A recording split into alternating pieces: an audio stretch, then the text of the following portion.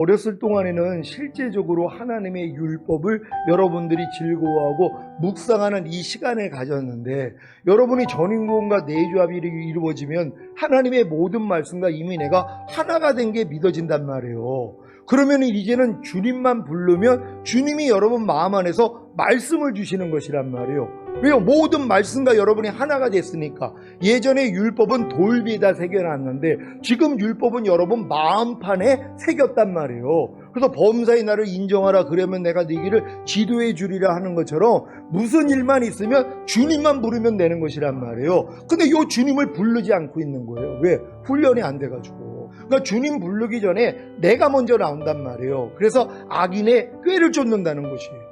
여러분이 주님의 이름을 부르지 아니하면 어떤 상황 가운데서 여러분의 예전의 삶 가운데서 여러분이 했던 노하우가 나온단 말이에요. 그게 악인의 꾀란 말이에요. 결국 악인의 꾀를 쫓았더니 결과가 뭐예요? 죄인의 길에 서는 거란 말이에요. 죄인의 길에 서니까 오만한 자의 자리에 앉아버리는 것이란 말이에요.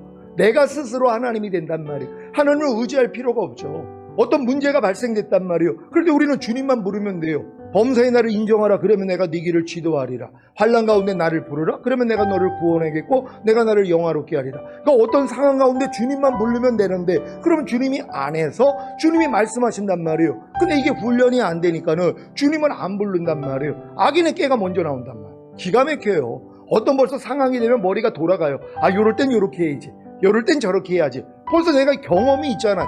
이 경험이 나온단 말이에요. 이게 악인의 꾀예요. 이 꾀를 받아들이면 뭐예요? 죄인의 길에 서는 거예요. 하나님하고 전혀 상관없는 내 길을 가고 있는 거예요. 이게 오만한 자의 자리에 앉아버린 것이란 말이에요. 내가 하나님이 되어 있는 것이에요. 그러니까 염려거리가 생기면 어떻게 해야 돼요? 우리는 주님, 그랬더니 네 염려 내게 맡겨, 내가 공고해 줄게. 아, 맞아요, 주님이 공고한다 그랬죠. 하나님, 내가 이 염려 맡깁니다. 그랬더니 하나님의 지혜를 주신단 말이에요. 그 일을 해결할 수 있는 하나님의 지혜를 주는데, 이렇게 주님을 찾지 않았더니 벌써 악인의 꾀를 쫓죠. 내가 여기까지 살아오면서 했던 방식이 나온단 말이에요. 이게 악인의 꾀예요. 이 꾀가요, 아주 기가 막히단 말이에요. 마귀도 광명한 천사로 가장을 하는 것이에요. 그러니까는 이 하와한테 결국은 선악과를 따먹게 만들잖아요. 꾀를 통해 가지고요. 이게 악인의 꾀거든요. 똑같아요. 우리의 일상 가운데 마귀가 자기의 꾀를 넣어주는데 이게 기가 막혀요. 그러니까 지혜롭게 할 만큼 탐스러워 보였잖아요. 하나님이 금하신 선악과가 마귀가 주는 꾀가 이렇단 말이에요. 그리고 자기 혼자 또 착각을 하는 거예요. 야, 어떻게 이런 지혜가 나오지 나한테? 마귀가 주는 지혜란 말이에요. 결국 그 길로 가다가 망해야 돼요. 그게 복이란 말이에요.